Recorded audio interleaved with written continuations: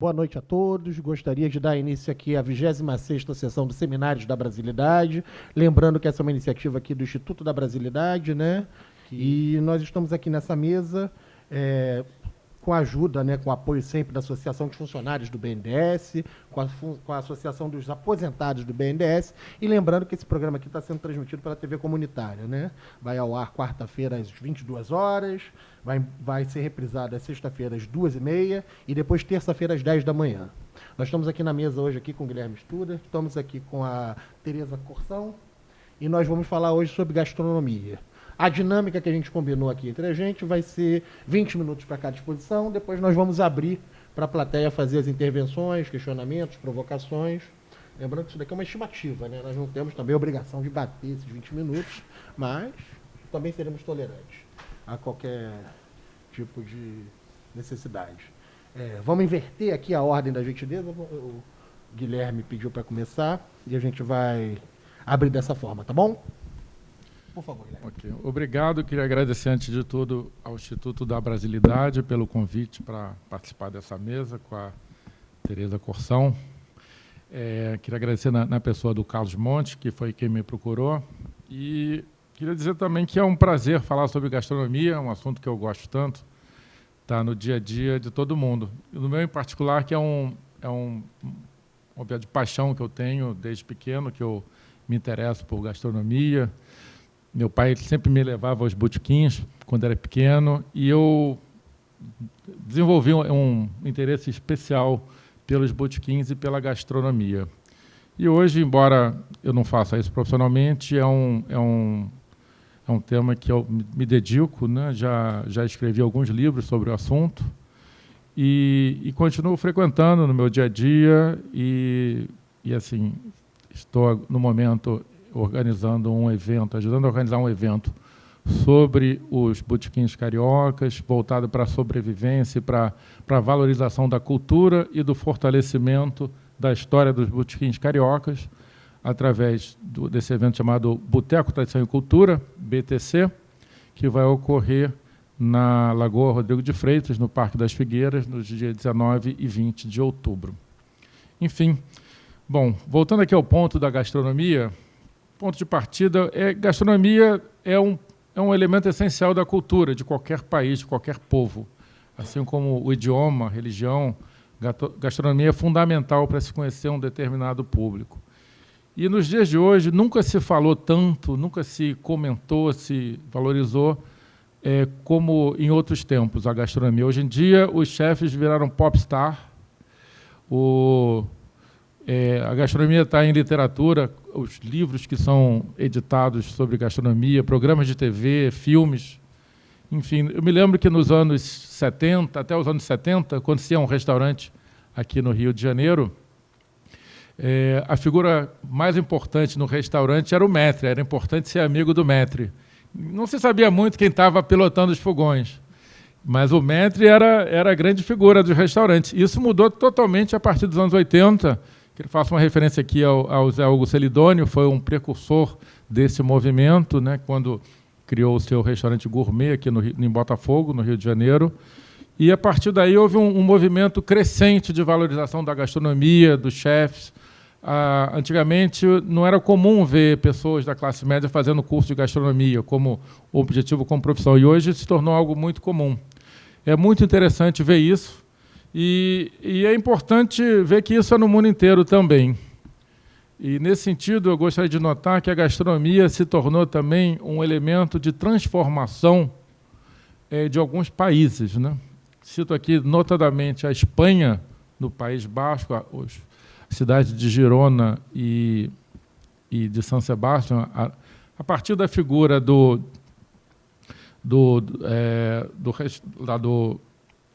restaurante Al Bulli, do chefe do restaurante Al Bulli, que a partir daí se desenvolveu a nova cozinha espanhola, com grandes representantes hoje em dia, estrelados assim nos guias internacionais. E isso gerou um afluxo de turismo para essas cidades na Espanha, no norte da Espanha, que é impressionante. Houve uma verdadeira revolução a partir da gastronomia. O mesmo se viu no Peru. a partir dos últimos 20, 25 anos, quando se viu um movimento combinado, integrado, e foi planejado também, foi algo pensado, e a estratégia muito bem executada a partir da associação, na Associação dos Produtores da Gastronomia do Peru, junto com chefes de cozinha, produtores, e a partir daí se observa essa grande transformação que houve. Os restaurantes peruanos ficaram conhecidos no mundo inteiro. Hoje se abre restaurante peruano em diversas cidades do mundo. O que no passado era comida para... A quinua, por exemplo, era o ingrediente que era utilizado em mingau para criança, em ração para galinha. Ninguém pensava que em Paris ia ter restaurante servindo risoto com quinua.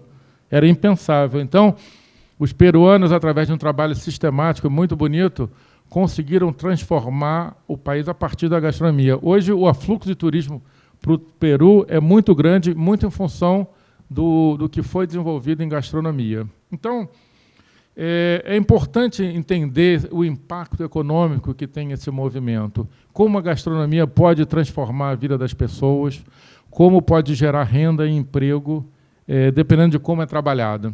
Eu, particularmente, acho que a gastronomia brasileira é muito rica, tanto em termos de ingredientes, um país desse tamanho, você encontra muitas variedades de ingredientes, modos de preparo, pratos típicos, né?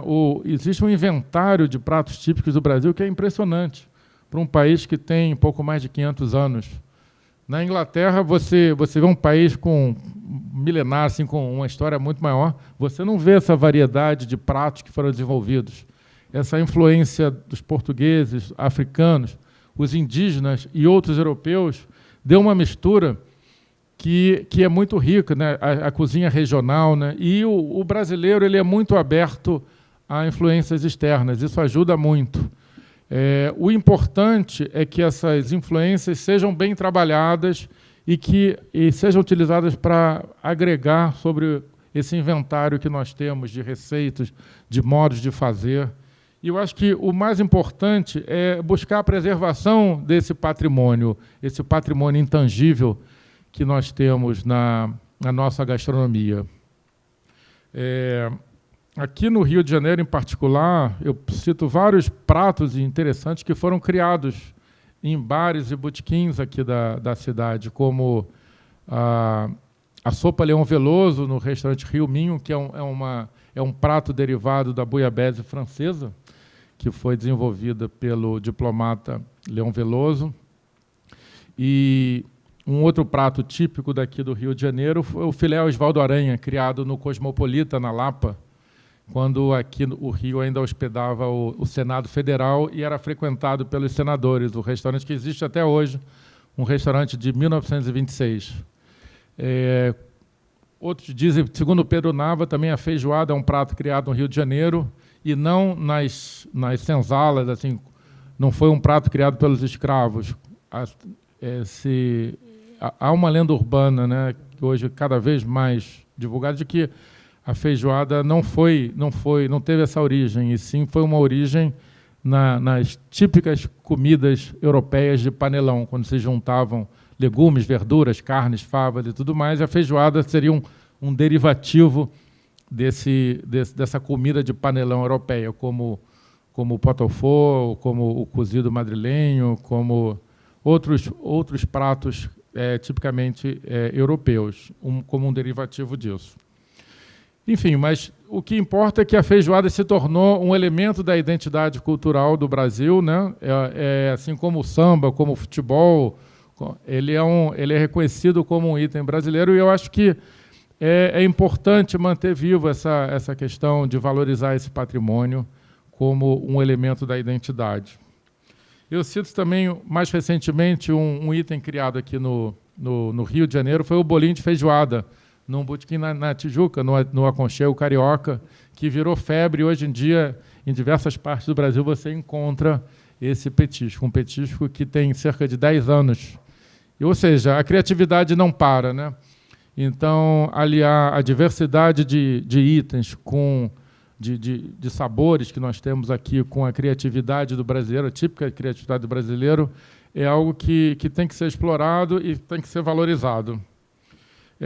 Em termos de como está a situação atual, um panorama atual, eu vou centrar um pouco mais agora na questão dos bares e botequins, que é o foco do meu trabalho.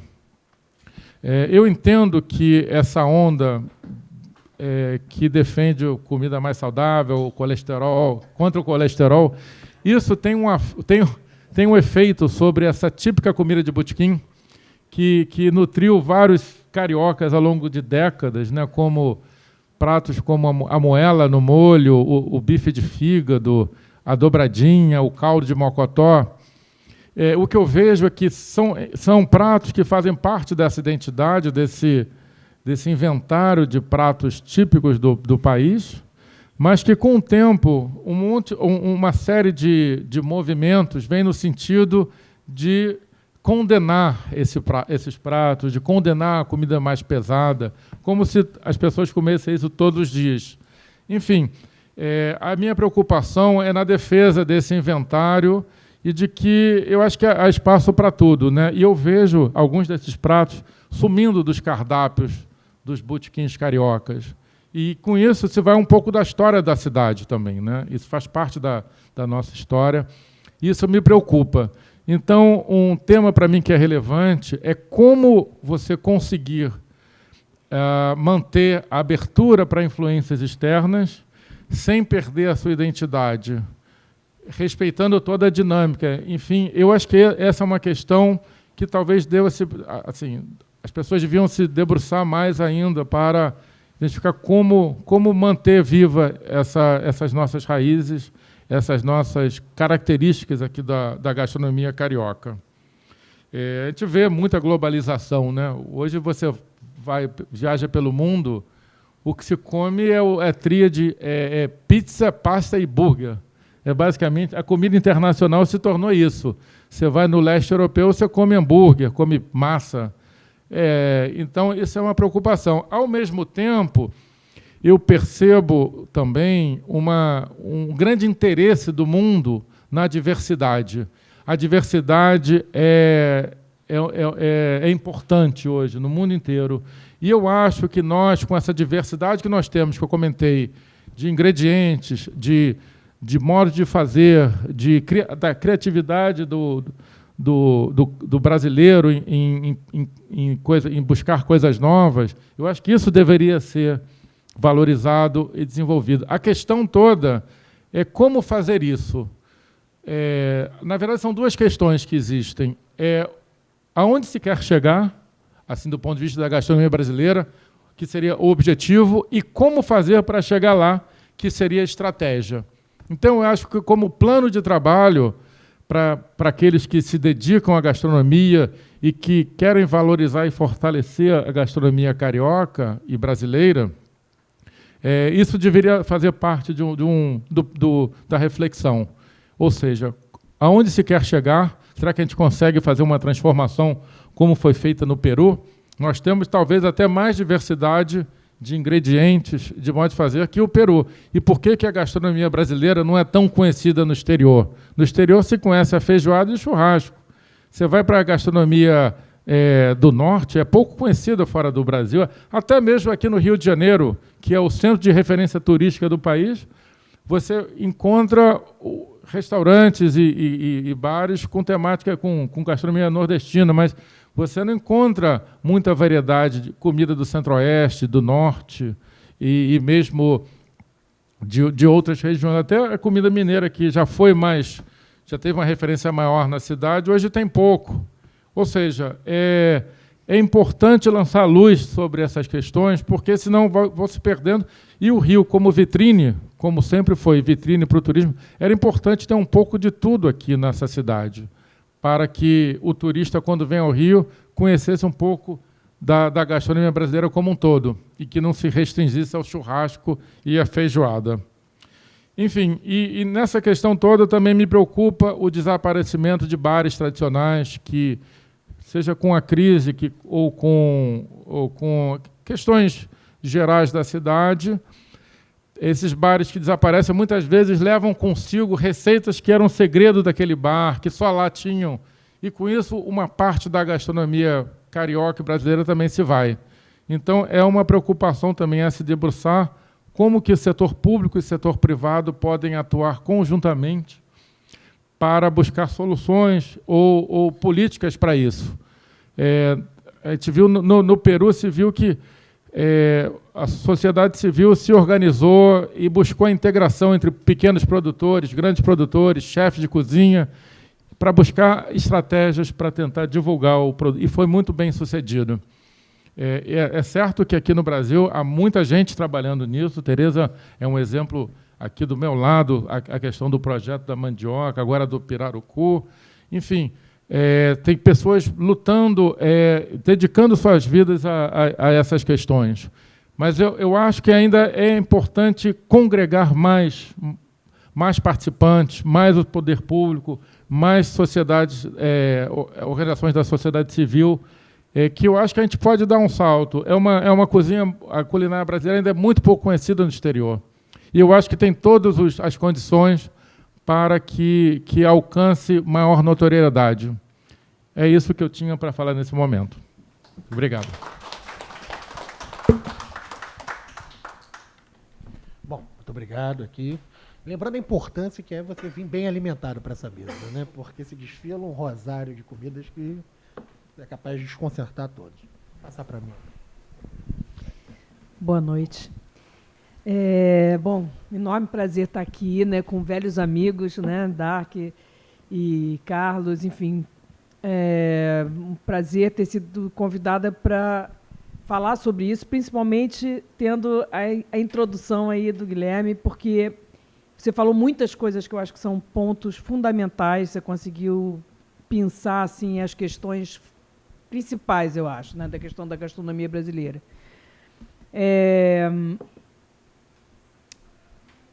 Algumas coisas que eu acho que são importantes, que tem a ver um pouco com essa gênese, né, a nossa gênese enquanto sociedade, né, a formação do povo brasileiro, e também a questão... Oba! Vem com comida, assim? Ui, espera aí, que voou aqui o cupcake. Eu não estou comendo açúcar, tá vendo? Então não é para mim hoje. Depois eu vou para um boteco para a gente poder comemorar. Então, acho muito interessante o que você colocou, porque realmente uma questão... por que o Brasil, que é um país da maior biodiversidade do mundo, dizem os biólogos e entendidos, no exterior é conhecido pelo churrasco e pela caipirinha, né? Agora o açaí um pouco, né? E a feijoada, mas feijoada menos, feijoada muito menos. Você fala em qualquer lugar no exterior é carne, eles acham que a gente come churrasco de manhã, de tarde e de noite, né? Eu acho que tem várias questões. Você citou dois exemplos muito bem pensados, que foi o exemplo da Espanha e o exemplo do Peru, que hoje, inclusive, estão vinculados, os dois exemplos, que é muito legal entender o que aconteceu. A Espanha tinha uma comida que era considerada ruim há 40 anos atrás, 30 anos atrás. As pessoas iam para a Europa e diziam assim, mas na Espanha você vai ver palácio, vai ver paisagem, vai ver, mas comida você vai ver na França, né? O que aconteceu com a Espanha? É um fenômeno, realmente. O que aconteceu com a Espanha? Um chefe que começou essa revolução, que foi o Ferran Adrià, que era o dono do El Bulli, ele era um chefe mediano até a década de 70. Ele escutou uma palestra de um cientista, que chama Hervé Tice. O Hervé Tice, que é um químico, ele tem um projeto, ele foi o primeiro cara da gastronomia molecular. O que esse cara queria? Esse cara queria pegar as técnicas da alta gastronomia francesa, como fazer um soufflé com qualidade, e ele queria que aquilo fosse decupado, né, que fosse explicado de uma forma simplificada, para que as donas de casa pudessem melhorar a sua culinária. Esse era o objetivo do cara. Eu faço parte de um grupo dele, de vez em quando eu recebo uns e-mails, ele está aí a 1000 por hora, né? Esse cara, ele pegou um chefe francês, mas que não tinha grandes questionamentos filosóficos, o cara era muito bom de técnica, ele falou assim, eu preciso de você para a gente ir decupando como é que um soufflé fica um bom soufflé, como é que um sorvete fica um bom sorvete, e como é que a gente pode levar essa técnica à excelência, ao nível de excelência. Então, eles fizeram essa dupla e começaram a entender vários fenômenos, que era tempo, temperatura, realmente desconstruir técnicas que muitas vezes não eram vistas como química e física, eles começaram a explicar que era química e física. E óbvio que é arte, e óbvio que é afeto, tem várias coisas que entram ali, né? Porque quando alguém explicar como é que se salga uma comida, né, a mãe do Caetano Veloso já dizia, salgar é um dom, o sal é um dom, né? Porque você não põe numa ficha técnica, que é a receita do restaurante, quantas gramas você vai botar de sal. Cada hora é um. Sal a gosto, né? Sal a gosto, sal setembro, sal outubro. Então, o que aconteceu? Esses dois caras, esse químico e esse cozinheiro, começaram a dar palestras. E foram dar palestras num lugar onde o Ferran Adrià estava. O Ferran Adrià, que é um espanhol de Barcelona, e é um cara genial, é um cara que tem uma inteligência superior. Ele, quando viu aquela palestra, ele falou, isso vai mudar tudo. E aí ele começou a fazer um projeto de um restaurante que 6 meses ficava fechado, só pesquisando a química e a física de alimentos do cotidiano da técnica francesa, e 6 meses ficava aberto para um público, e tinha muito mais gente trabalhando, tanto na parte da cozinha quanto na parte do serviço, do que clientes. Isso era uma característica. Óbvio que essa conta não fechava, né? Então, esse cara não fez o dinheiro dele com esse negócio, mas ele revolucionou a gastronomia. A primeira coisa que ele fez foi levantar os ícones da culinária espanhola, paella, né, os pescados, os embutidos, e começou a tentar entender como é que ele poderia fazer aquilo elevar num grau maior, que foi o que a cozinha francesa também fez, né?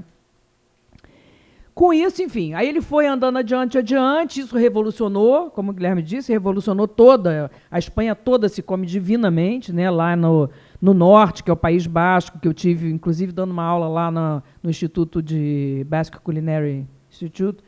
É uma comida espetacular, você vai em qualquer botequim, você come divinamente, os pinchos e tudo. Mas o que aconteceu com esse cara? Ele começou, como toda cabeça muito aguda, ele começou a evoluir na questão, né? Chegou no momento que ele falou assim, basta. Começou a ser muito copiado, a gastronomia molecular começou a virar uma coisa banal, então nas escolas de culinária se ensinava a fazer as espumas, a esferificação, porque ele começou a ter contato com reações químicas que mudavam a molécula do alimento, então... Mas só que ele começou a ser copiado muito rapidamente. O que aconteceu? Ele disse, não quero isso. Não quero ser copiado. Está ficando banal. E não é isso que ele não conseguia mais se reinventar. Ele fechou o restaurante na época que o restaurante tinha mais público. Enquanto isso está acontecendo, corta o filme. O que está acontecendo no Peru? Gastão Acúrio é um cozinheiro que já está na geração que faz o cordon bleu, né? Porque, como o Guilherme falou, até determinado momento, só os maus filhos, as ovelhas negras da família, que iam para o cordon bleu, que é o caso da Flávia Quaresma, que é o caso dele. Flávia e ele foram da mesma turma. Aliás, Flávia e Astrid, que é a mulher do Gaston. O Gaston era um alfangateiro, um cara, filho da família rica, filho de políticos do Peru, foi fazer o cordon bleu e voltou para o seu país. E voltou para o seu país fazendo o quê? Comida francesa. na década de 80, 90. Quando ele começou a cozinhar aquilo, ele começou a se incomodar de que ele não estava usando nenhum ingrediente local. E ele começou a ver que ele não estava também conseguindo convencer os clientes dele de que aquilo era legal, de que aquela comida era legal. Ou seja, alguma coisa já estava acontecendo no mundo, que a gente está falando também da época da globalização, que é a época que surge o slow food. Slow food surge como uma reação à globalização do alimento, né? O Gaston volta para o Peru, fica frustrado de fazer a cozinha francesa lá e diz assim, vou começar a ver o que é a cozinha peruana. Então cai a ficha dele de que ele tem que aprender com quem?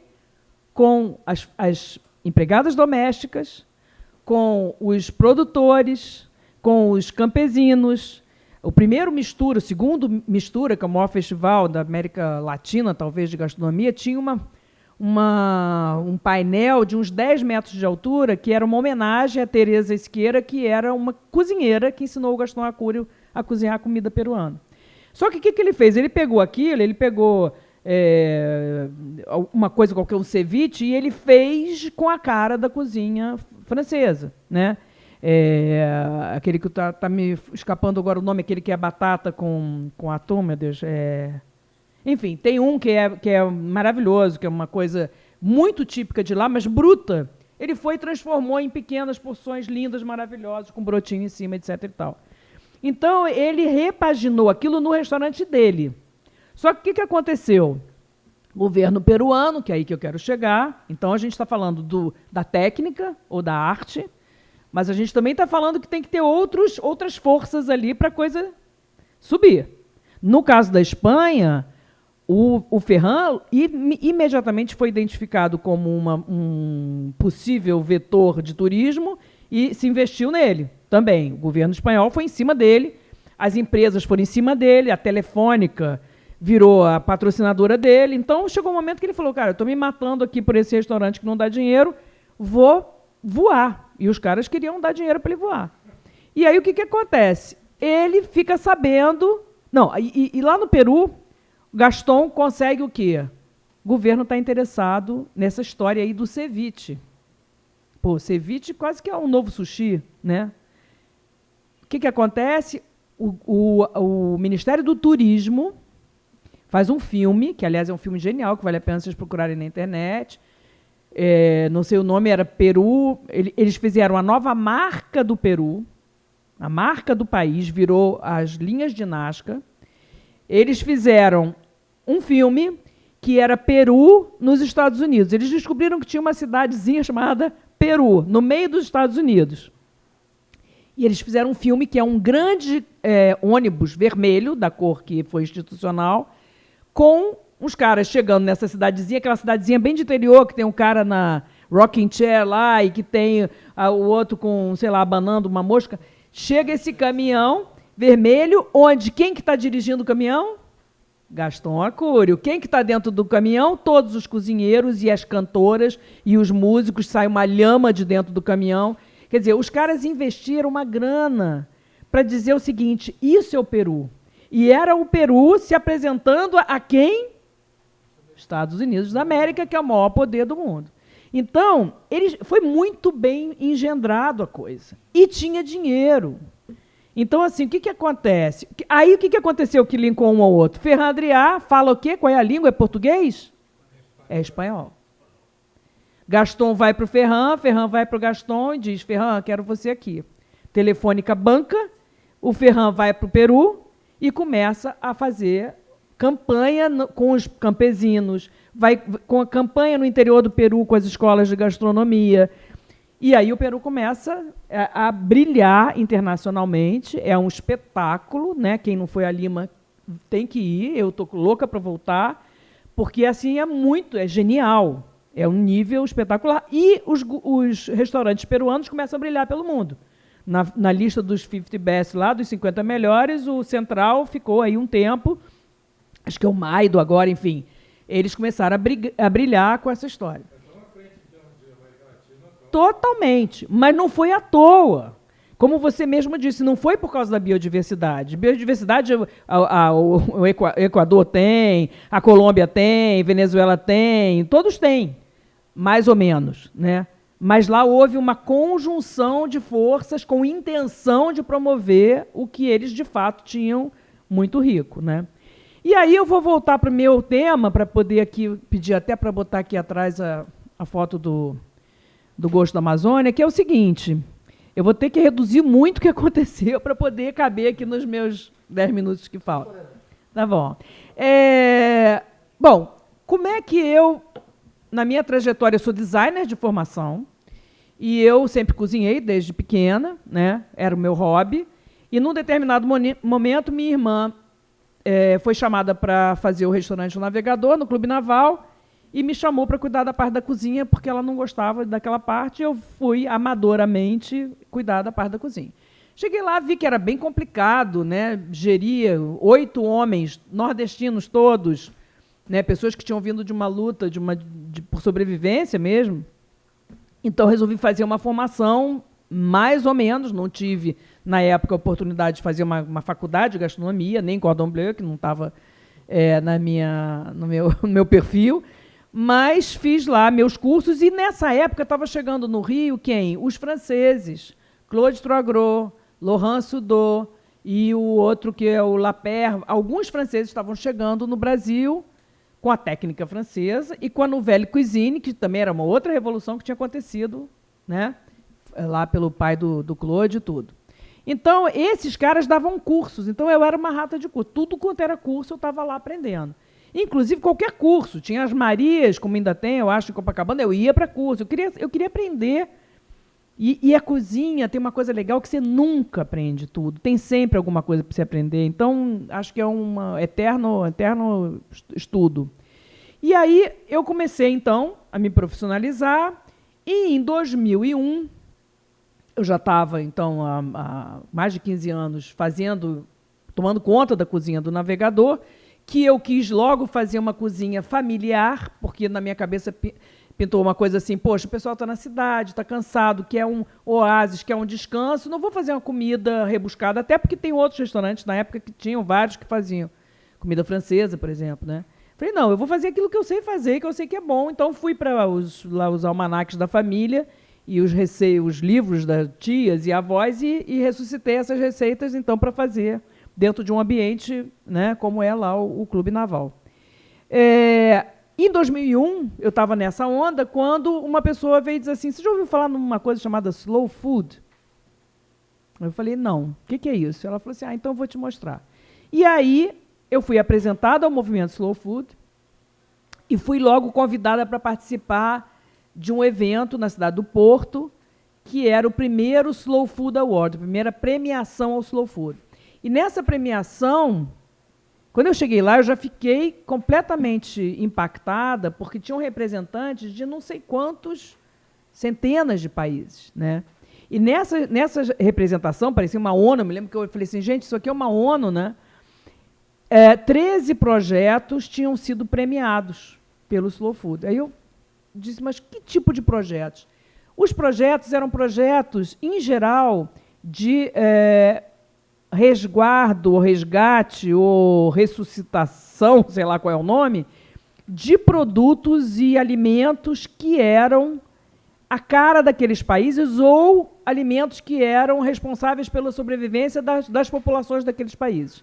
Tinha essa dupla coisa, a coisa cultural e a coisa da sobrevivência. E eu fiquei com aquele negócio, né? Então, eu aprendi que existia uma coisa chamada comida identitária, né? Identitária, alimento identitário. Eu falei, o que é isso? Comecei a pensar no Brasil, o que seria o alimento identitário. E quando eu voltei, por uma coincidência, né, se é que coincidências existem, fui chamada para fazer um festival em Pernambuco, que era o primeiro festival gastronômico de Pernambuco. Você vê que estava começando essa onda de gastronomia. Estava deixando de ser culinária para ser gastronomia, né? E aí, nesse festival, me deram uma lista de 20 e poucos ingredientes, que era meio que o padrão. Você chegava nas regiões do Brasil, eles te davam uma lista e diziam, tem esses ingredientes aqui, você desenvolve aí um jantar, um menu. Só que era um menu que eu tinha que desenvolver para 2 dias depois. Então eu falei assim, gente, esse pessoal é doido, porque eles chamam pessoas que nunca comeram aquele alimento para desenvolver como se a gente tivesse uma varinha de condão, porque isso tem a ver com a idealização da profissão, blá, blá, blá, blá, blá. E com a desvalorização da profissão das empregadas, que são homenageadas lá no Mistura. Mas ali quem sabia era quem estava vindo de fora.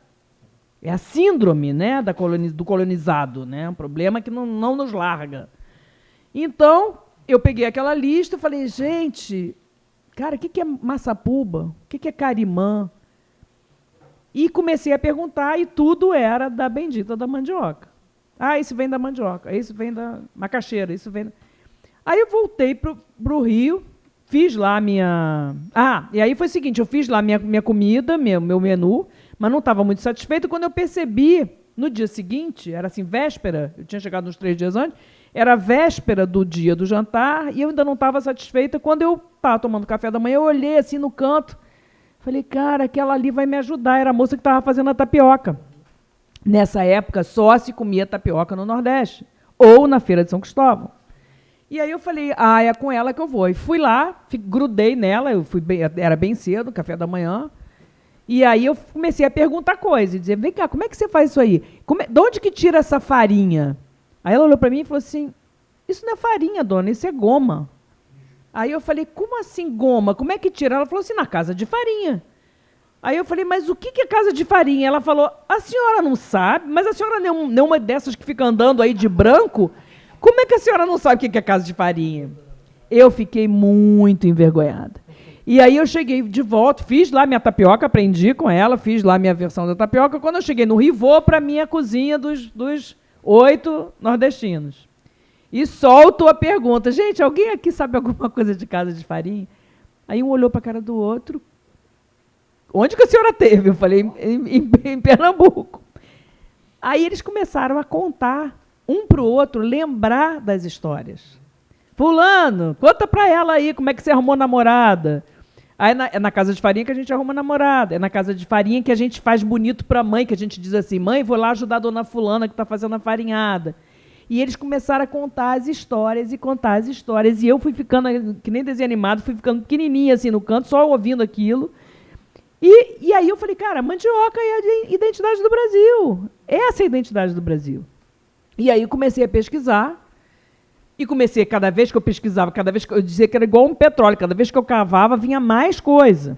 E aí, quando você se apaixona por uma coisa, todo mundo te manda coisa, né? Então, começaram a me mandar coisa, me mandar farinha. Eu tenho uma farinhoteca lá no navegador hoje. E comecei a falar, bom, eu quero falar sobre isso, eu quero... E aí me convidaram para fazer uma palestra nos Estados Unidos, uma palestra sobre mandioca. E eu fiz um pequeno vídeo chamado O Professor da Farinha, que eu não vou entrar muito nessa história, porque senão não vou conseguir mostrar aqui as fotos do Gosto da Amazônia. Enfim, esse vídeo, o que ele fez? Ele me fez perceber que entre o cozinheiro e o professor da farinha, entre o cozinheiro e o agricultor, existe um caminho muito curto, que é a paixão pelo alimento. Então, essa parceria é uma parceria muito importante, né? A gente já falou lá do Peru que aconteceu. E aí eu comecei a perceber o seguinte, eu quero fazer essa parceria, eu quero descobrir esses professores da terra, eu quero descobrir outros produtores de outros produtos.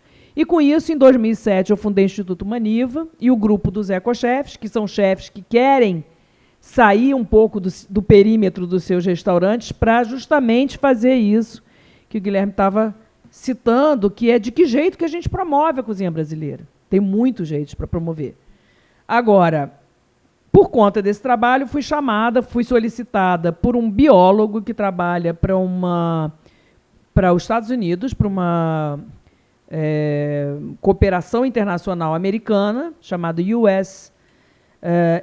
USAID, ou então US Forest Service, Serviços Florestais Norte-Americanos, que tem projetos, né, de sustentabilidade na Amazônia inteira, às vezes em outros biomas, mas na Amazônia principalmente. Então, esse biólogo bateu na porta do navegador e disse assim, olha, eu tenho uma história para te contar, quero saber se você pode me ajudar. Na década de 80, o pirarucu, que é o maior peixe de escamas de água doce do mundo, que é base da alimentação na Amazônia, entrou em extinção, porque eles estavam pescando de uma forma predatória. E aí o IBAMA proibiu a pesca. Só que um grupo de pesquisadores e cientistas conseguiu descobrir, através da parceria com os indígenas, que havia um jeito de contar esses peixes, e, portanto, havia um jeito de controlar esses peixes, e construir uma coisa chamada manejo sustentável. E esse manejo sustentável fez com que esse peixe que estava em extinção virou um peixe em superprodução. Então, a produção dos últimos anos foi uma superprodução que eles tiveram que deixar de pescar. O que a gente quer? Ele falou para mim, a gente quer abrir novos mercados que deem valor a esse peixe.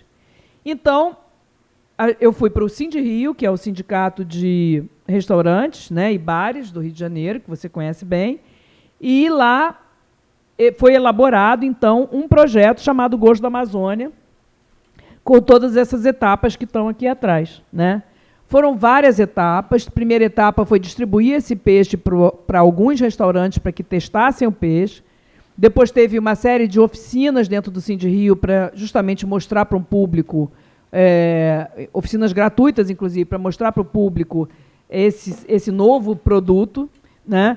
Depois teve uma nova fase, onde a gente fez uma viagem, esse grupo de chefes que participaram desse projeto fez uma viagem para a Amazônia, onde a gente ficou 4 dias na aldeia dos Palmari, vendo o seu modo de viver, conversando com eles, fazendo uma interação com eles, que são um dos pescadores manejadores, né, como eles dizem, desse peixe sustentável, e isso realmente alavanca a qualidade de vida deles. E para ter uma ideia dessa questão da sustentabilidade, que hoje em dia está tão discutida, esses caras eles pescam de setembro a novembro, que é a época que o IBAMA disse, essa época vai dar para pescar, porque é quando as águas baixam e formam-se as várzeas, que são como se fossem lagos, né?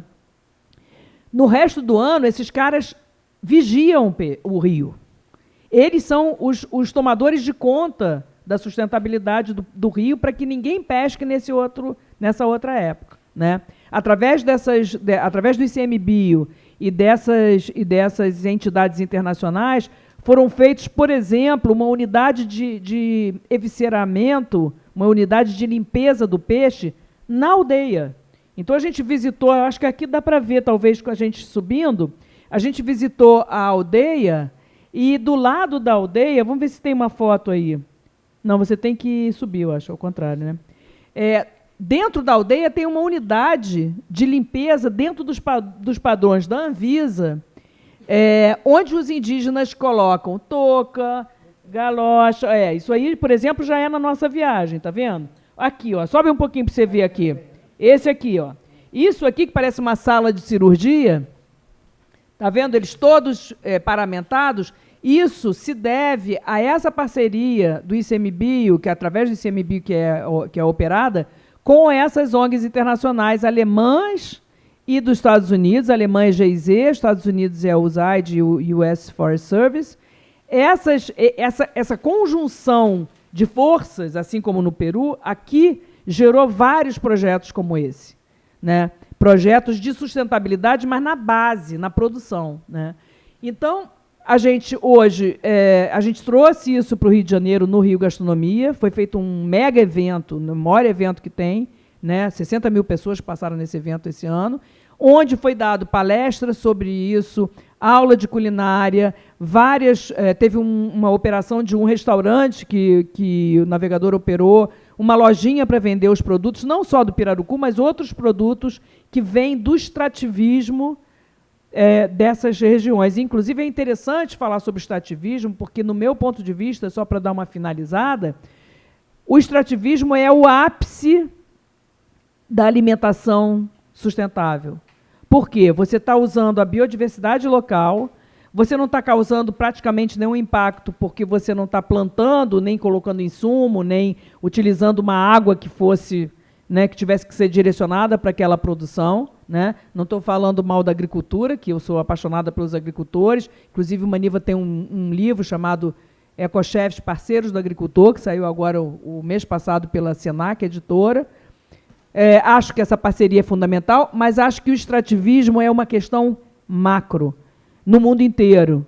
e que, se prestar atenção nela, juntando a gastronomia e os chefes, juntando o poder público e juntando as cooperações, que tem que continuar a existir, eu acho que a gente consegue alavancar a cozinha brasileira. Senão, a gente vai continuar sendo conhecido como drinks de caipirinha e carne, fogo no chão. É isso que eu queria falar.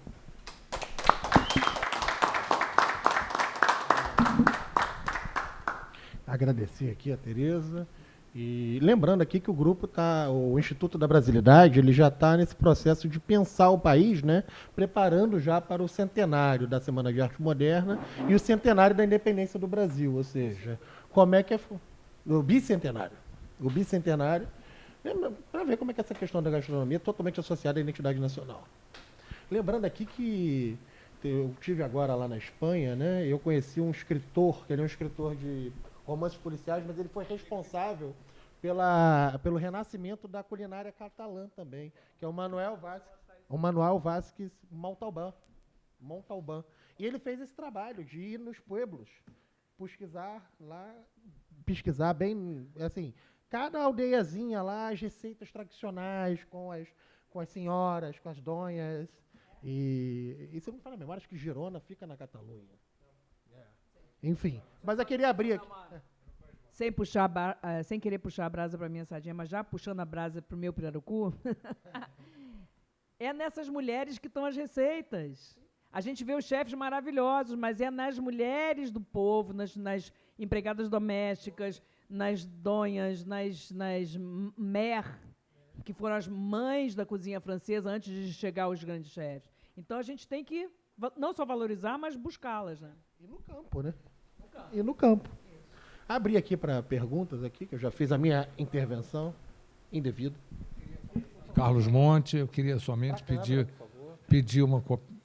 que vocês façam a gentileza de nos dar algum comentário sobre o doce e sobre a bebida, porque a comida já foi devidamente citada. Bom, posso começar aqui? Vou começar pela bebida. Gostaria de ressaltar nessa questão da bebida a enorme evolução que houve nos últimos anos em relação à nossa bebida tipicamente nacional, que é a cachaça, né? Existem agremiações, confrarias, como a Confraria Copo Furado, que se dedica à divulgação, à apreciação, a dar maior visibilidade à produção da cachaça, não só no estado do Rio, mas como no país inteiro. Existe também a Associação dos Produtores de Cachaça do Estado do Rio de Janeiro, a APACERJ. E o que se vê nos últimos tempos, para quem acompanha a enorme evolução na qualidade, na padronização dessa bebida, a diversidade que existe também em relação a sabores, porque a cachaça é uma bebida que ela utiliza diversos tipos de madeira para envelhecimento. É raro você ver, eu não conheço outras bebidas que sejam envelhecidas com tanta variedade de cachaça, de madeiras. Então, isso é uma riqueza que nós temos aqui e que vem sendo difundida assim, aos poucos, né? E é importante ressaltar realmente a qualidade que a nossa cachaça vem alcançando.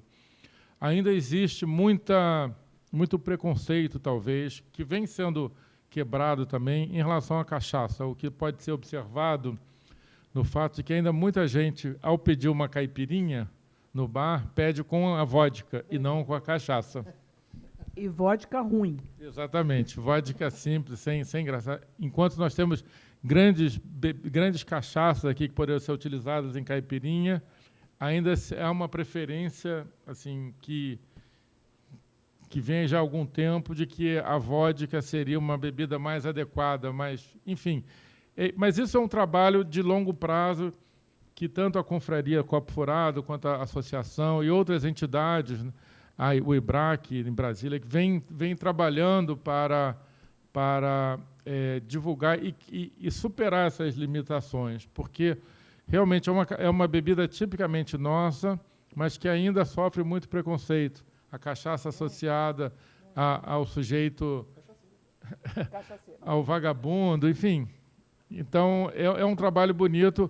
Mais recentemente, vem sendo divulgado o trabalho de produzir drinks à base de cachaça, né? Não só a caipirinha ou a batida, que é uma bebida típica também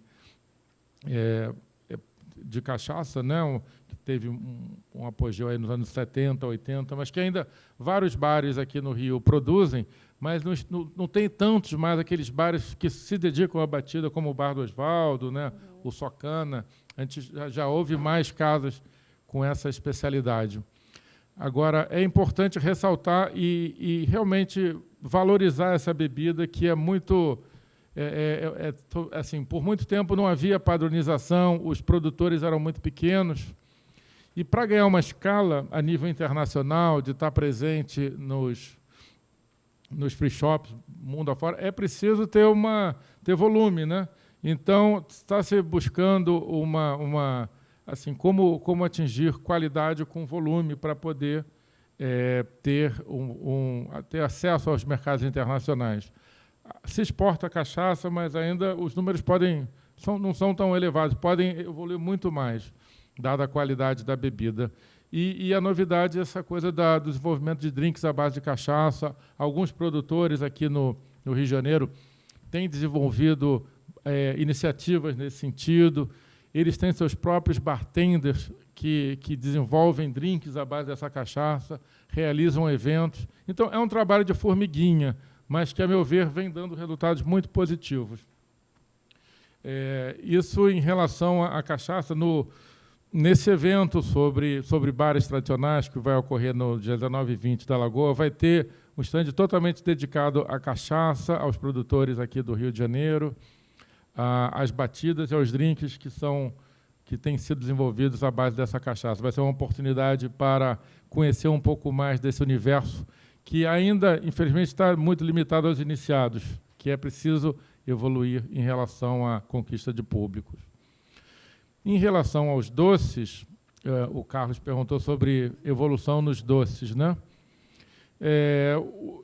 No meu entender, assim, tudo evolui, né? Mas assim, nós temos tradições muito fortes nessa parte da doçaria, né? Uma tradição que vem muito, uma tradição portuguesa originalmente, né? Com outras influências e assim, a doçaria da roça, os doces das frutas típicas, eles seguem alta, né? A goiabada em calda, a goiabada cascão, os doces de manga. Quem é que não gosta disso, né?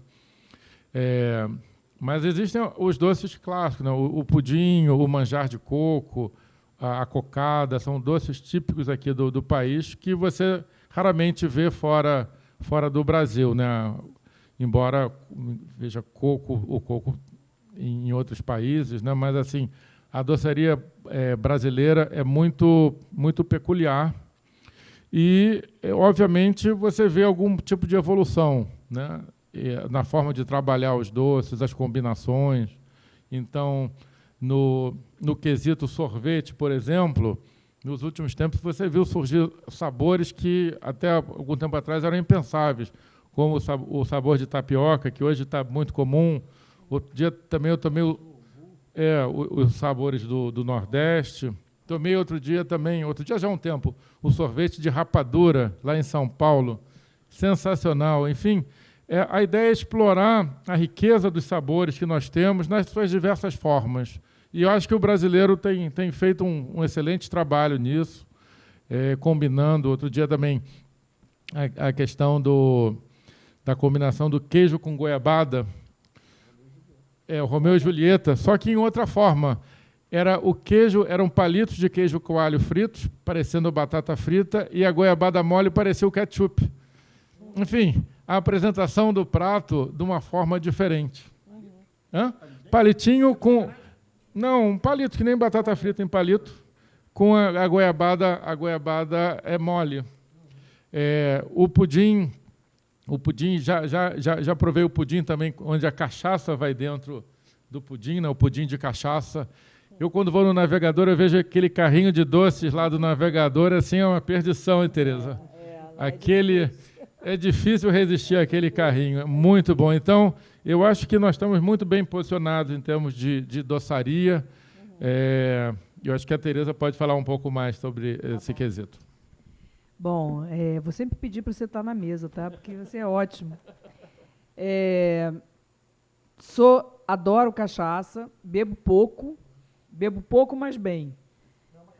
Eu adoro cachaça e é muito engraçado, vou ter que falar, mas não vou dizer o nome. Eu, recentemente, num evento, eu gosto de tomar cachaça assim como um passarinho que está bicando ali, devagarzinho. Ou quando eu estou cozinhando, ponho aquele copinho. Ou então, quando eu estava nesse evento, ponho no copinho. É uma gasolinazinha que vai pingando ali, mas que não é uma coisa para te deixar tonto. Eu não gosto, pelo menos, dessa sensação. E aí eu fui tomar, me disseram, tem um drink ótimo ali numa barraca. Tá bom, então vou lá. Peguei o tal do drink para tomar. Caramba! Nos 3 dias que eu fiquei tomando a minha cachaçinha, porque é um copinho assim que dura a noite inteira para mim, não senti absolutamente nada. Eu tomei um drink desta bebida, que eu não vou dizer o nome para não dar bandeira. No dia seguinte era uma ressaca, uma dor de cabeça, um mal-estar. Eu falei, gente, o que foi isso que eu tomei? Aí eu falei, gente, mas era aquela bebida que está na moda, está bombando. Enfim. Então, viva a cachaça. É óbvio que ela cada vez ficou mais bem feita. O pessoal da Apacerge é sensacional. Eu tive um menu, que eu tenho até que resgatar agora, que está mudando o cardápio lá, renovando. Eu tive um menu só das cachaças do Rio de Janeiro, que foi genial, porque era um menu mapa, né? Eu tenho mania de mapa, tudo meu tem mapa, então é um menu mapa mostrando onde que vem as cachaças. E sou fã de algumas, né, que são minhas queridas, não vou falar para as outras não ficarem com ciúme, mas assim, essa coisa das madeiras é genial, porque realmente é uma coisa que a gente tem Burana, né, tantas, não é só Carvalho, né, que foi... Oi? Não, pode falar. Que nem é daqui, exatamente, que foi uma coisa importada, essa coisa do colonialismo. Aí a gente vai tocar nesse assunto, que eu acho que é o assunto fundamental, que eu chamo de colonização gastronômica, né? Então, o que está acontecendo com a doçaria? Então, cachaça, todo mundo concorda, era uma bebida relevada, né, dos escravos, tinha aquela coisa toda. A cana, a gente tem que lembrar que tem uma questão aí de commodity, né, talvez foi uma das primeiras commodities, e foi trazida de fora. Então, foi muito imposta, era uma forma de ganhar dinheiro, muito mais do que de alimentar. Todos os estados, né, Pernambuco, Nordeste, que foram incentivados a produzir a cana, foram estados onde a doçaria e a cachaça também frutificaram. Mas o que eu queria falar era sobre essa questão da importação das coisas. Bom, primeiro que tudo, índio não come nem sal nem açúcar, os indígenas raiz, né? Hoje em dia, muitos estão comendo vários alimentos, inclusive adoecendo com vários alimentos nossos. Mas, assim, originalmente não se comia sal e açúcar. O africano, o escravizado, comia porque já tinha lá alguma influência do colonizador. E o português é famoso pelos doces que, inclusive, vieram dos árabes, né? Aquela coisa lá dos mouros, aquela confusão de Península Ibérica com o norte da África. As nossas doçarias eram muito, muito, muito influenciadas pela doçaria portuguesa, que é uma doçaria que tem ovos, amêndoas, né? Basicamente, você pega livro de doce português, 80% é ovos, amêndoas, açúcar, aí tem mais, e faria muito pouco, né? Aquela doçaria conventual, que é muito interessante, que também era outra coisa, né? Nos conventos se fazia álcool e doce, né? Porque era o vinho ou o licor e a doçaria. Mas o que começou a acontecer, e eu localizo sem nenhuma pesquisa científica, no pós-guerra, né? Década de 50, 60, começou a entrar a industrialização de certas coisas. Leite condensado. Ele entra depois da guerra, né? Outras formas de industrialização de alimento. Isso invadiu uma culinária. Eu me lembro, eu sou filha temporona, né, de pais muito mais velhos, e eu me lembro que na minha casa ninguém engordava, comia-se sobremesa todos os dias. A maior parte dos doces eram o quê? Doces de fruta, eram compotas. A gente está num país que é frutífero por natureza, né? Só que a gente foi importando alguns doces que não eram só de frutas, tipo quindim, quindão, né, que tem lá no navegador que você gosta, o próprio tocinho do céu, pudins, isso tudo eram... Mas se você pensar, nesses doces não tem uma fórmula fatal para engordar, que é o açúcar, que nesses outros tinha, a gordura, que nos de ovos tinha, e a farinha, junto. Onde que você encontra esse tipo de doce? Na culinária americana, norte-americana, na culinária europeia, mas muito na culinária norte-americana. Então, eu acho que hoje a gente tem uma invasão de cupcakes, que é ruim, me desculpe quem gosta, entendeu? De brownies, que eu até acho saboroso, mas são sobremesas muito pesadas para o nosso clima. E são sobremesas muito engordativas. Cheesecake, brownie e cupcake, petit gâteau, né? O próprio sobremesa de chocolate, eu não me lembro na minha infância de ter. Tinha assim um pavê de chocolate que andava um pouquinho de chocolate, porque o nossa temperatura, nosso, como é que chama isso? Meio ambiente, ele não é para esse tipo de sobremesa. Você está lá na neve, você come um cheesecake, ok, você vai ter que andar quilômetros na rua com neve caindo, faz sentido. Agora, aqui você comer cupcake, brownie, do jeito que a gente come. Então, assim, eu acho que tem uma questão muito complicada aí, de identidade mesmo, que a gente, ainda mais os jovens, que gostam de parecer, e de todas as classes sociais, né? Muito mais do que a gente não era tão igual aos americanos assim, o pessoal da minha geração, pelo menos, né? Nasci em 55, a galera da minha idade, a gente até achava legal, mas também parecia com francês, também gostava de parecer europeu, tinha outros modelos. Hoje, a partir de um determinado momento, o modelo é americano. Então, acho que essa sua pergunta é bem pertinente, porque essa doçaria, ela meio que mostra o que aconteceu com o país, né? Eu gostaria de complementar a pergunta do Carlos no que se refere às bebidas, né? Eu falei da cachaça e da evolução, da revolução que houve na cachaça brasileira nas últimas décadas, não só aqui no Rio de Janeiro, no Rio Grande do Sul. É impressionante a evolução tecnológica e de qualidade das cachaças. No Nordeste, você vai para Paraíba, tem cachaças maravilhosas. Mas eu queria também falar de uma outra revolução que também ocorreu nos últimos 15, 20 anos, que foi a das cervejas artesanais.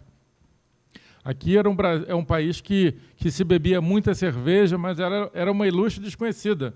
Ninguém conhecia nada de cerveja, achava que a única cerveja que existia era aquela... a Tasca Brahma, aquela Pilsen, né, que a gente chama hoje, e de vez em quando no inverno tinha a Bock. Era isso que se conhecia de cerveja. Casco escuro, mini saia no passado. Hã? Exatamente, que era Mouse Beer, que era uma cerveja que as mulheres gostavam porque era mais docinha, enfim. Mas de uns anos para cá você vê uma explosão de rótulos, uma qualidade de cervejas impressionante sendo vindo ao mercado, algumas cervejarias criando seus próprios bares.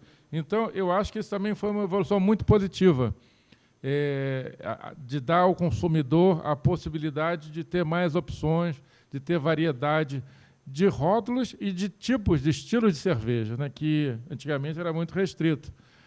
Isso é uma coisa que você vê muito aqui no Rio de Janeiro, mas você vê no Rio Grande do Sul, você vê em diversos locais do país essa revolução da cerveja artesanal, que veio complementar aí a das marcas mais famosas, né, mas dando mais opção ao consumidor, o que é muito positivo. Deve ser porque eu também sou velho, mas o fato é o seguinte, eu sempre fui louco pela fruta. As frutas brasileiras, eu fico fazendo o seguinte comentário, as frutas que são melhores cruas, eu acho que uma manga boa, crua, é melhor do que qualquer coisa com manga, qualquer mousse, qualquer outra coisa. Já o caju e a goiaba dão uma compota maravilhosa. Eu acho o caju cru um pouco ácido, um pouco adstringente. Não é a fruta que mais... Mas uma compota de caju é maravilha. Melhor do que cajuína, melhor do que a fruta crua, melhor do que outras coisas. A castanha de caju talvez possa rivalizar, mas segundo idem a goiaba, que é uma maravilha. A goiaba crua eu não acho tão boa se você comparar. Bom, mas enfim, tem formas de fazer de modo... Os sucos também têm suas preferências, né? Inclusive, em algumas das nossas batidas ou das nossas bebidas com cachaça, você pode usar suco de fruta. O maracujá é uma maravilha para juntar com ela. Né? E queria comentar uma história engraçada que aconteceu comigo há 40 anos atrás, por acaso. Eu tive um contato com o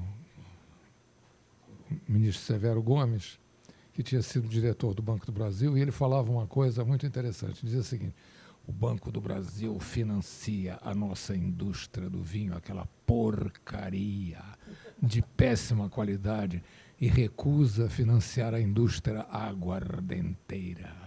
A indústria aguardenteira não pode ser financiada, era proibido no Banco do Brasil. E o Severo, que gostava muito de cachaça, ele era muito...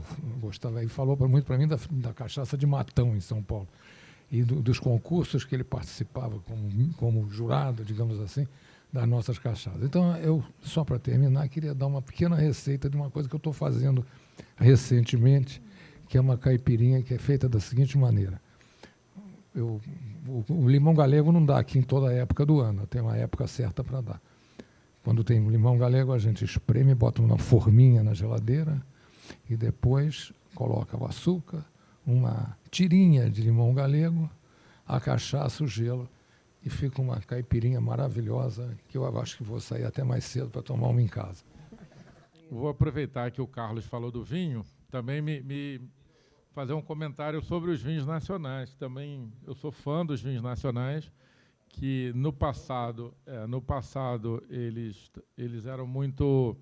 não eram tão valorizados. Eram rústicos, né? Muito rústicos, e que também houve uma revolução impressionante na qualidade dos vinhos nacionais. Isso você vê muito bem nos espumantes, sobretudo, que são destaques, assim, são realmente destacados, mas também no tinto e no branco. Você vê novas regiões produtoras surgindo, não só no Rio Grande do Sul, na Serra Gaúcha, que é a principal região, né, mas mesmo em outras localidades no Rio Grande do Sul. Mas você vê hoje em Santa Catarina, a Serra Catarinense, produzindo excelentes brancos. Você vê vinhos sendo produzidos em São Paulo, em Minas Gerais. Né? É uma coisa impressionante e com muita boa qualidade. Assim, você encontra produtos de muito boa qualidade. E azeite também, né? Onde vai o vinho, vai o azeite. Exatamente. Então, tem azeites maravilhosos. Então, Carlos, complementando, do ponto de vista de bebidas, você vê tanto a bebida tipicamente nacional como a cachaça, mas também um fermentado como a cerveja e o fermentado como a cerveja, o vinho também apresentando resultados magníficos, apontando para assim, o presente, mas um futuro ainda mais promissor, porque a evolução continua. Você vê... Não. Não foi não. E porque é difícil nos vinhos competir inclusive com nossos vizinhos, Argentina e Chile, né, que produzem vinhos magníficos. Mas a indústria brasileira, ela é brava, ela tem tido uma atitude muito de investimento, ela tem sido muito atuante e tem ocorrido mais eventos de degustação de vinho, de apresentação desses vinhos, o que tem sido bastante bom. É interessante ver que esse tipo de produtor, em geral, é um produtor familiar, né? Então, são pequenas empresas familiares que ficam aí lutando. Em geral, os melhores vinhos que a gente tem são de empresas familiares. E agora os azeites também. Então, é bem interessante. É como se fosse uma classe média rural que, antes no Brasil, tinha o produtor rural pobre e tinha o morador urbano, né? E agora é engraçado porque tem vários lugares onde já tem uma classe média rural que está produzindo com qualidade e também tem um mercado interno, não é só uma coisa, vou fazer para exportar, não. Tem um mercado interno que já está absorvendo. No supermercado Zona Sul, por exemplo, tem um monte de azeites nacionais maravilhosos, vinhos também. Então, o próprio público está privilegiando também o produto de qualidade nacional. Né? Muito trabalho envolvido, muita pesquisa, a Embrapa também pesquisando o melhor terroir para determinadas variedades de uva, né? Então, tem sido um trabalho sistemático e todos que estão envolvidos estão de parabéns, realmente, porque é impressionante os resultados que têm sido alcançados. Uma coisa interessante que deve ser mencionada é que nós temos cozinhas regionais, né? O problema nosso, talvez, seja consolidar um processo onde você consiga efetivamente escolher alguns pratos para levar para fora, porque eu acho que o Brasil tem uma infinidade de pratos que poderia escolher alguns, né? Podia centralizar em algumas. O rodízio, por exemplo, é uma coisa que foi levada para fora e é exitoso. Na China tem rodízio, sabia disso, né? E na China funciona, quer dizer, é procurado o rodízio, né? O que eu acho importante para nós, quer dizer, é construir isso que você colocou. Construir um sistema onde o setor público e o setor privado se articulem na divulgação para fora do que se produz no Brasil, né? Em termos, eu acho que isso é que nós devíamos procurar fazer, né? Talvez criar uma secretaria de gastronomia, uma coisa desse tipo, porque eu acho que isso ajuda, né? O Estado do Rio podia pensar nisso, né? Pode ser uma subsecretaria do turismo mesmo. Talvez uma subsecretaria do turismo, né? Mas eu acho que tem um espaço enorme para se construir, né? Principalmente o Rio de Janeiro, que você, como disse, é mais cosmopolita e também é mais caudatária dos regionalismos, a gente podia trazer para cá uma série de coisas, né? Eu fui agora, por exemplo, eu passei uns 20 dias no norte. Então, pirarucu, por exemplo, é um prato típico.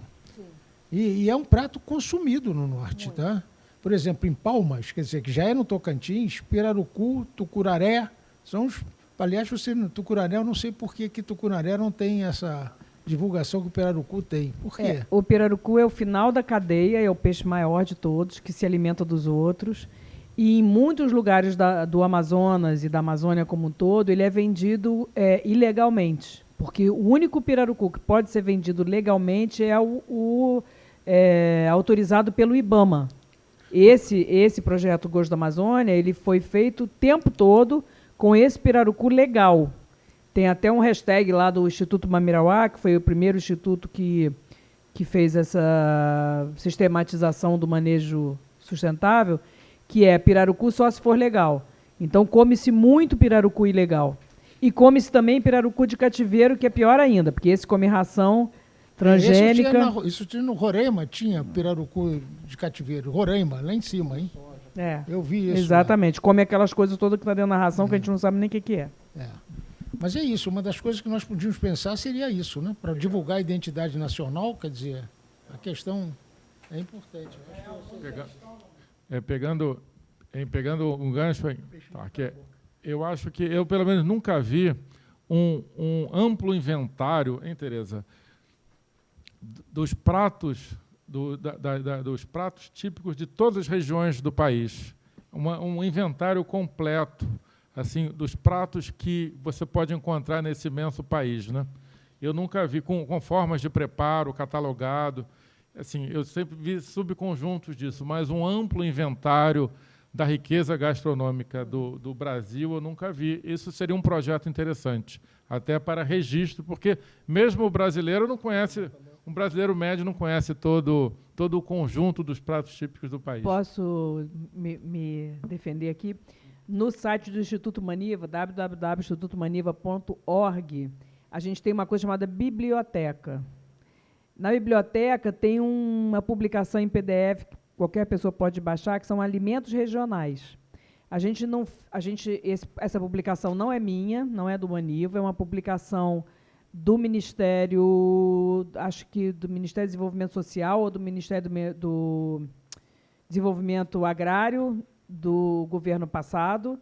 E essa publicação, ela foi feita, eles compilaram os alimentos, o índice, né, é pelos alimentos, pelos frutos, legumes, verduras, tem tudo ali, de todas as regiões, inclusive é por região.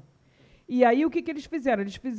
Eles privilegiaram o fruto, o legume, E existem receitas muito boas, inclusive, de cada um daqueles alimentos. Tem o nome científico, tem os nomes regionais, tem, enfim, os subprodutos que tem.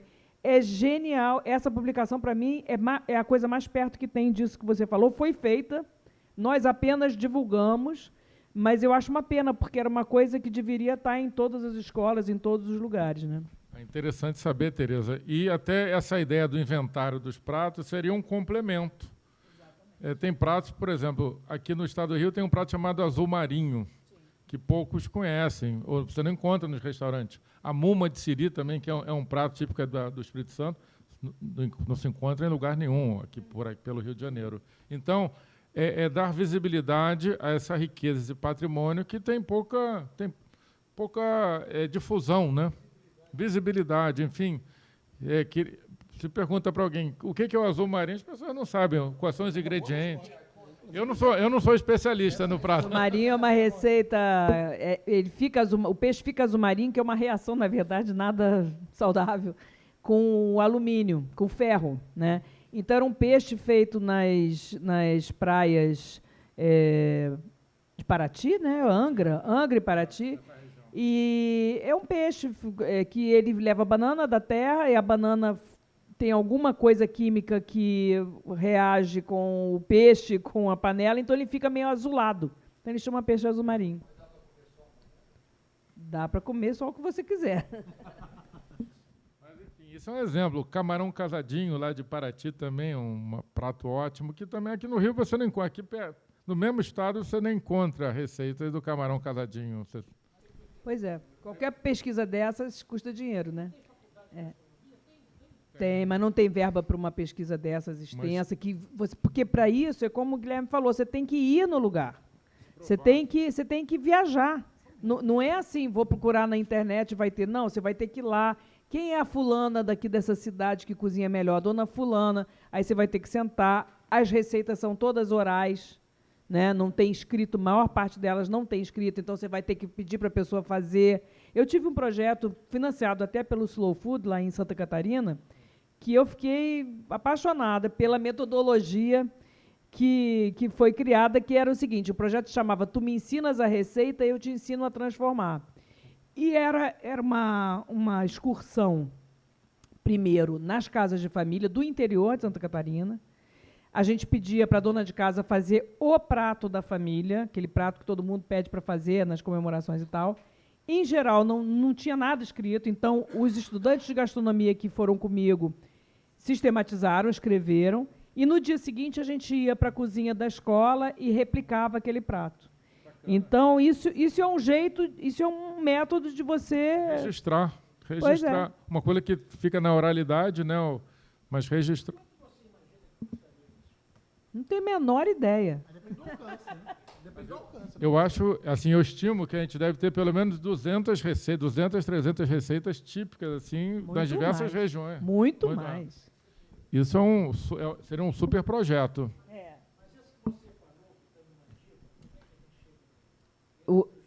está numa dica, Essa publicação é só entrar no site, entra lá, biblioteca. Além disso, tem uma outra publicação que também foi feita pelo mesmo órgão, que eu não me lembro qual é o órgão, se é o Ministério do Desenvolvimento Social, acho que é isso, que é o Guia da Alimentação Saudável da População Brasileira, que é uma coisa maravilhosa, que foi feito um estudo na USP, um estudo no Ministério da Saúde. Isso tudo virou essa publicação e no Maniva a gente coloca lá na biblioteca, está lá na prateleira para quem quiser baixar no PDF ou ver enfim, no computador.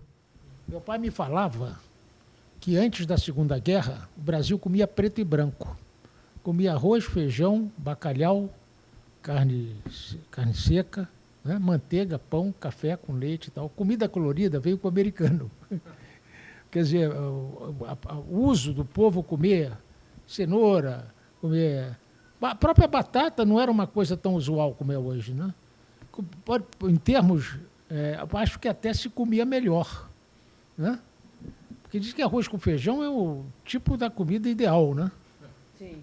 Dizem isso. Tem estudos, né, que aminoácidos que se combinam é considerado a coisa mais genial. Agora, Agora, existem muitos projetos interessantes. Eu recentemente fui chamada para fazer uma mentoria numa escola de gastronomia social lá de Fortaleza. E tinha um projeto de um rapaz que fez uma farinha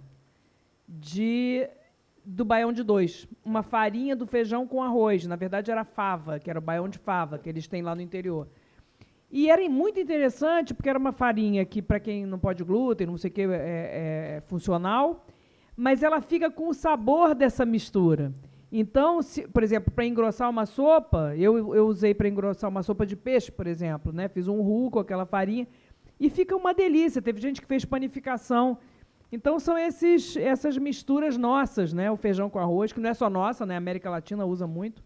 Interessante também essa influência dos portugueses na nossa gastronomia, porque com as navegações, várias coisas que foram trazidas da Ásia, como as frutas mencionadas aqui, como a manga, o coco, a jaca, foram levadas também. E eu acredito que o arroz também, o arroz que é hoje do nosso dia a dia, o arroz veio da Ásia, não era nativo. Esse é um outro projeto muito bacana, né, que é a Viagem dos Alimentos, que é genial e que hoje seria meio difícil de fazer, porque se viajou tanto que hoje hoje é meio difícil de você identificar, por exemplo, a banana prata não é nossa, né? Como é que você pode imaginar o Brasil da Carmen Miranda dizendo que a banana não é brasileira, né? Só tinha a Pacovan, né, que é mais ou menos a banana que tem lá no norte, ainda tem dela. Muito interessante. O jiló, por exemplo, se não me engano, vem da África, né? Veio da África, quiabo, e hoje fazem parte do dia a dia, né? Nos botequins, então o jiló é uma estrela.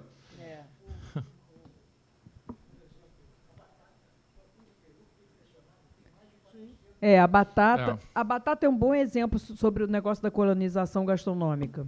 A gente chama batata inglesa. A batata não é inglesa. Não é inglesa, é peruana. Peruana, boliviana e chilena. Tem também, como é que se diz, lugares onde foram... A gente chama pão francês. E a gente come todo dia um pão francês. Então, assim, vai ser colonizado assim na China, né? E os sanduíches é hot dog, né? Cheeseburger, enfim. Não, o brasileiro é muito criativo, né? Quem criou um sanduíche chamado podrão, gente?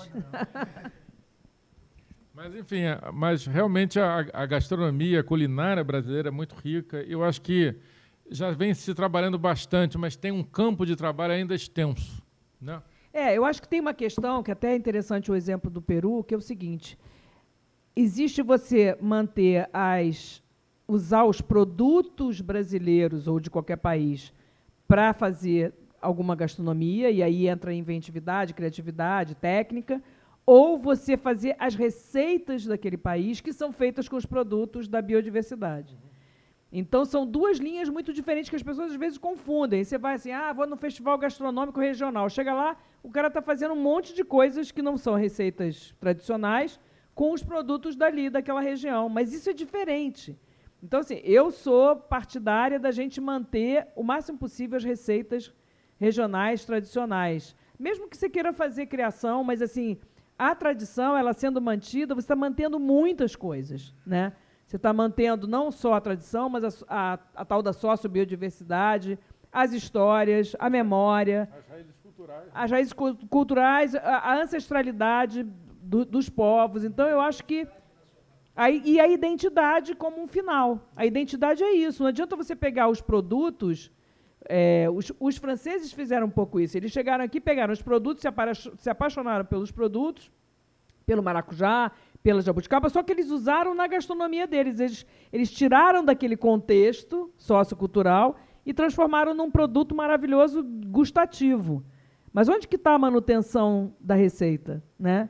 Que a gente, de novo, vai bater lá nas donas, nas nas mulheres da cozinha. E é muito interessante falar, eu aqui estou como única representante, que na gastronomia existe um problema sério das mulheres que são chefes profissionais, né? E que não conseguem ter a mesma visibilidade, a mesma, não sei o nome, reconhecimento. É muito estranho.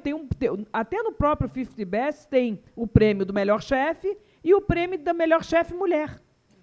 Por que não tem prêmio do melhor chefe homem, né? Então, é uma coisa assim muito... existe um preconceito sério. Eu não sou uma pessoa muito, enfim, que corra atrás disso, eu tenho outros interesses, mas tem muita gente que batalha muito isso. Inclusive, existe um evento chamado Parabere, que vai ter agora em março do ano que vem, na Itália, que é só de mulheres da gastronomia. Porque existe um problema sério de reconhecimento das mulheres na gastronomia. Não só na gastronomia, mas na área vinícola, vitivinícola também, isso tudo. Então, acho que... Alguém tem mais alguma questão? Queria agradecer a vocês mais uma vez, só podemos agradecer, foi uma mesa excelente, foi um prazer enorme ficar aqui conversando com vocês sobre isso e convidá-los para a próxima sessão, semana que vem, né, do Seminários da Brasilidade, em que o tema será futebol, é isso? Estaremos aqui, tá bom? Muito obrigado a todos. Obrigado. E parabéns pra gente. Obrigado.